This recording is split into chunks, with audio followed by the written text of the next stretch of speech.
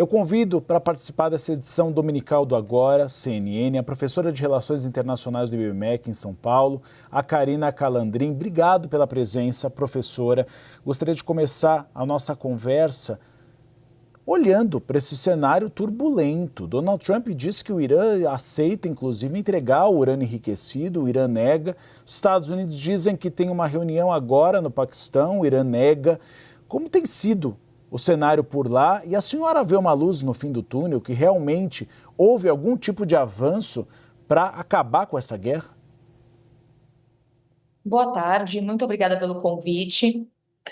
Bem, como foi dito, são narrativas que se cruzam, porque além de ganhar esse conflito, então ter um vencedor, vamos dizer assim, politicamente, militarmente, é necessário aparentar a vitória.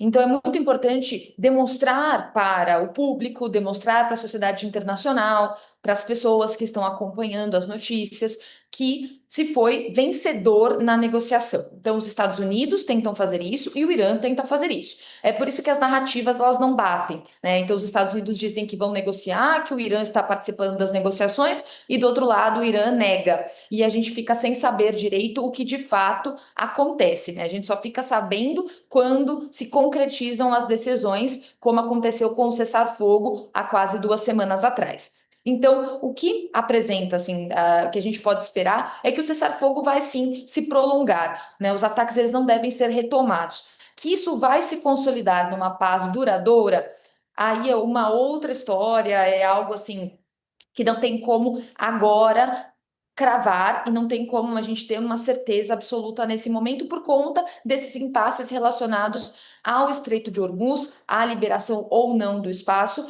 e também como os Estados Unidos vão conseguir impor os seus interesses, né, e as suas demandas no acordo com o Irã, que obviamente, né, o Irã vai tentar criar ali um espaço para poder driblar essas demandas dos Estados Unidos, como é o caso do programa nuclear. Então, provavelmente, né, veremos uma extensão desse cessar-fogo, que foi de 2 semanas inicialmente, talvez se estenda para mais 2 semanas, talvez mais. Porém, né, uma paz, um acordo mais prolongado, o fim decretado da guerra, não será agora, provavelmente. E depende dessa negociação que será feita nos termos mais permanentes do acordo.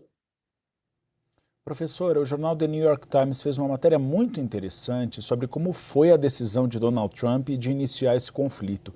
Ele foi convencido por Israel, mas, por outro lado, o entorno dele foi completamente contra. J.D. Vance, Marco Rubio, Pete Hegseth, todos colocaram ali algumas ponderações de que seria um conflito longo e que não teria solução. Na avaliação da senhora, olhando para agora, para esse estágio que chegamos, Donald Trump perdeu um pouco o controle do que ele achava que seria um conflito rápido? Ah, sim, isso com certeza. Isso já se demonstrou nos primeiros dias do confronto.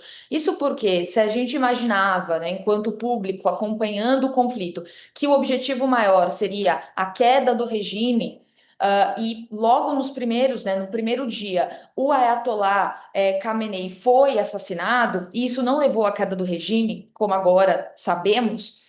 Então já ficou claro que não seria uma tarefa fácil. Não seria uma operação rápida, uma operação, como é costume dizer, cirúrgica, né? Então, que aconteceria ali rapidamente, os objetivos seriam atingidos e os Estados Unidos e Israel poderiam se retirar, né, rapidamente e decretar vitória, né? Declarar uma vitória ali rápida.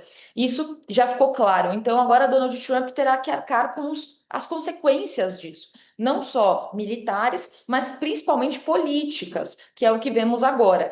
Tanto do ponto de vista internacional, vemos aliados dos Estados Unidos, principalmente na Europa, criticando a ação americana, criticando, né, a condução da guerra, mas também uma crítica doméstica, então, dos aliados do presidente e até mesmo, né, do grande público, da opinião pública americana, que vem criticando essa ação e que isso vai ter um peso, né, vai ter uma consequência para a política doméstica americana. Professora, a senhora mesma diagnosticou que é uma pressão internacional pela reabertura do Estreito de Hormuz, pela crise do combustível no Brasil, na Europa, nos próprios Estados Unidos. A própria China e o Japão também têm pressionado nesse movimento. O Irã tem dito que não vai ceder em pontos considerados cruciais, como, por exemplo, sobre o programa nuclear dele. A senhora acredita que Donald Trump pode até aceitar que o Irã continue com o programa nuclear desde que reabra o Estreito de Hormuz, que a pressão internacional possa levar a um acordo meia-boca? Sim, porque nessa relação, né, quando a gente fala do Estreito de Hormuz e de todos esses fatores que estão envolvidos, quem tem mais poder nesse aspecto é o Irã. Por quê? Quem tem menos a perder, né, é o Irã. O Irã já sofre sanções econômicas desde 2009, né? O Irã já tem uma economia debilitada. O fechamento do Estreito de Hormuz, como vemos, impacta para o Irã? Claro, não é inegável isso, mas o impacto internacional é muito maior do que o impacto para o Irã. Então, nessa equação, quem perde menos ou quem deixa de perder é quem tem mais poder, né, dentro dessa equação. Então, o Irã consegue ter um poder de barganha muito maior para pressionar os Estados Unidos, juntamente com a opinião internacional, né, e com a pressão de outros atores, para que os Estados Unidos cedam dentro dessas exigências iranianas, né, como é o caso do acordo nuclear, que é o principal ponto, né, de discordância entre Estados Unidos e Irã, muito pressionado também, né, os Estados Unidos pressionados por Israel, que vê a sua segurança afetada por esse programa nuclear. Então, sim, o Irã conseguiria afrouxar os termos desse acordo por conta dessa pressão internacional e essa crise econômica que tende a se intensificar por mais tempo que o Estreito de Hormuz permanecer fechado.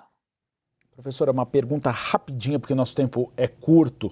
A gente viu que é uma guerra que começou Israel e Estados Unidos contra o Irã, mas nós vimos mais mortos no Líbano, não no Irã. A senhora acredita que um cessar-fogo no Irã possa também fazer com que haja um cessar-fogo entre Israel e Líbano? Sim, isso porque o Hezbollah entrou na guerra, lembrando, né, que a guerra no Líbano é contra o Hezbollah, que é chamado como um proxy do Irã. É um grupo, né, político, paramilitar, terrorista, que atua em nome do Irã, em nome da Frente Xiita no Oriente Médio, contra Israel. Então, por isso que eles entraram na guerra. Então, parando a guerra no Irã, com certeza para a guerra no Líbano, uma vez que eles não vão mais atacar Israel para defender o Irã.